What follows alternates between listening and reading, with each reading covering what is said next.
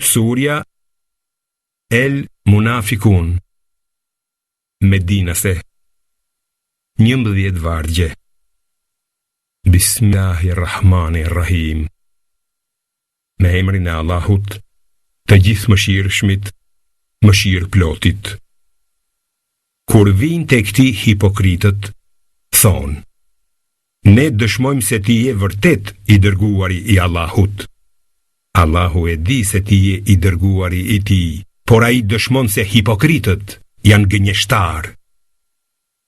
Ata i përdorin betimet e tyre si mask dhe i largojnë njerëzit prej rrugës së Allahut. Vërtet, shumë të mbrapshta janë punët e tyre.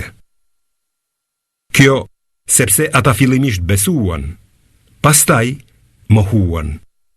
Kështu që zemrat e tyre u vulosën dhe si pasojë ata nuk kuptojnë më. Kur i shihni ata, pamja e tyre e bukur ju mahnit. E nëse flasin, ju i dëgjoni fjalët e tyre. E megjithatë, ata janë si trungje të mbështetura. Ata kujtojnë se çdo thirrje që dëgjojnë është kundër tyre. Ata janë armiqtë e vërtet. Andaj ruajuni prej tyre. Allahu i vraft, sa shumë që janë larguar nga e vërteta. Kur u thuhet atyre: ejeni se i dërguari i Allahut do të kërkoj falje për ju, ata tundin kokat e tyre dhe i sheh ata të kthehen me mendje madhësi.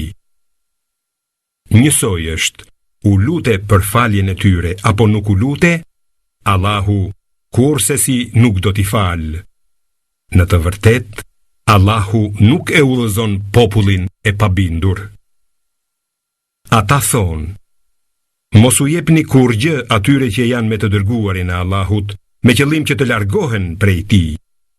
Por Allahut i takojnë thesaret e qijeve dhe të tokës, ndonse hipokritët nuk kuptojnë. Ata thonë: nëse kthehemi në Medinë, padyshim që të fuqishmit do t'i dëbojnë të dobtit nga ajo. Në të vërtet, fuqia është e Allahut, e të dërguarit të tij dhe e besimtarve, por hipokritët nuk e dinë. O besimtar, mos lejoni që pasuria dhe fëmijët tuaj t'ju largojnë nga të përmendurit e Allahut. Ata që e bëjnë këtë, do të humbin. Prandaj, jepni prej atyre mirësive që ju kam dhënë unë, para se t'i vi vdekja ndonjërit e ai të thotë: o Zoti im, sikur të më kishe lënë edhe një kohë të shkurtër në jetë, do të kisha dhënë lëmosh dhe do të bëhesha ndër të mirët. Por Allahu nuk ja shtyn afatin asnjë shpirti që i vjen koha e vdekjes. Allahu e di mirë gjithçka që bëni ju.